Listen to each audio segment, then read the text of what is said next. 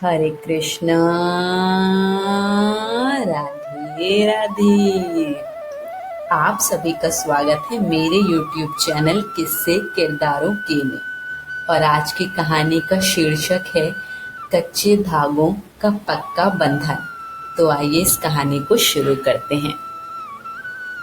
बीना जी सुबह से ही देख रही थी कि उनकी बड़ी बहू रागिनी कुछ उदास है। सावन का महीना चल रहा था और तीज का त्योहार भी आने वाला था। वह अपनी दोनों बहुओं को साज श्रृंगार का सामान और साड़ियां कपड़े दिलाना चाहती थी। बीना जी का मानना था कि बहू बेटियां घर की लक्ष्मी होती हैं, पहन ओढ़ कर ही अच्छी लगती हैं। उन्हें अपनी बहुओं का रूखा सूखा रहना पसंद नहीं आता था। वह स्वयं भी बड़े सलीके से तैयार होकर सुबह सुबह ही बैठ जाती थी। घर में भी इतनी सजी संवरी रहती थी कि बाहर के लोग पूछ बैठते, आप कहीं जा रही हैं क्या? उनका जवाब होता, नहीं, मैं कहीं नहीं जा रही, लेकिन घर में भी अच्छे से रहना चाहिए। जब रागिनी शादी होकर आई थी तो कितनी चंचल थी, हर समय अपनी धुन में मग्न। लेकिन जब से उसकी माँ इस दुनिया से गई, वह काफी अनमनी सी हो गई थी। एक बेटी ही जानती है माँ के ना होने का दुख। माँ से ही मायका बंधा होता है। रागिनी के पीहर में उसके दो भाई, एक बड़ी भाभी और माता पिता रहते थे। भैया भी अच्छे थे, लेकिन जब रागिनी के पिताजी इस दुनिया को छोड़ गए तो भाइयों में जायदाद के बंटवारे को लेकर विवाद शुरू हो गया। खानदान की बरसों से बनी इज्जत भाई भाई के झगड़े में डूब रही थी। बीना जी ने अपनी बहू से कहा भी था कि वह भाइयों के झगड़े में ना पड़े, पर रागिनी को अपने छोटे भाई से विशेष लगाव था। उसने बिना कुछ सोचे समझे उसका पक्ष ले लिया। इसका परिणाम यह हुआ कि बड़े भैया और भाभी, जो रागिनी को बहुत इज्जत करते थे, उनसे भी मनमुटाव हो गया। असल में बड़े भाई ने ही अधिकतर जिम्मेदारियां निभाई थी। छोटा केवल अधिकारों की बात करता था। 5 साल बीत गए, भाई बहन का रिश्ता ठंडा पड़ गया। गलती दोनों तरफ से हुई, लेकिन नुकसान तो बहन भाई के रिश्ते का हुआ। सावन आते ही रागिनी उदास हो जाती है।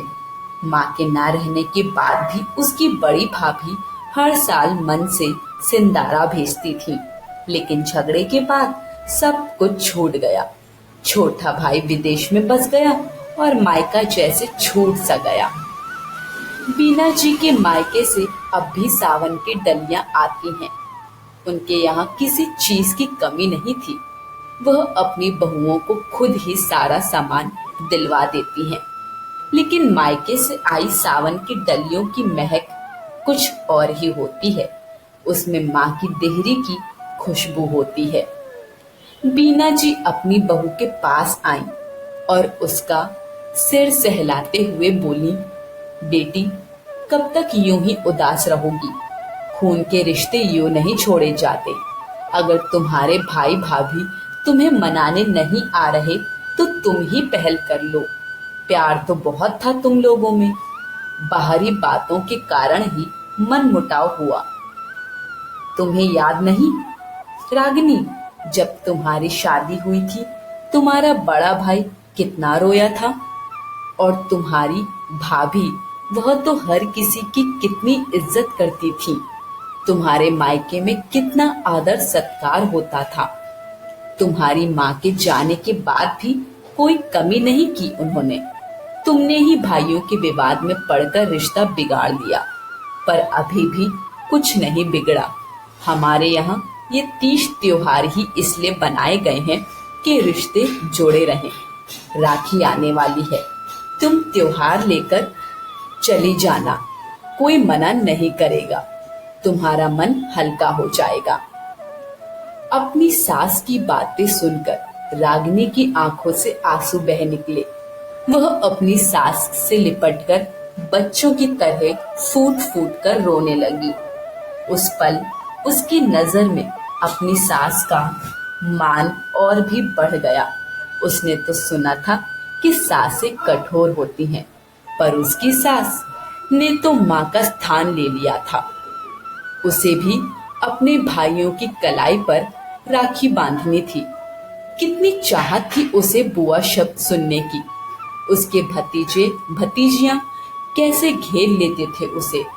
अब वह अपने अहम को छोड़ टूटे रिश्तों को फिर से जोड़ने का प्रयास करेगी, राखी के कच्चे धागों से।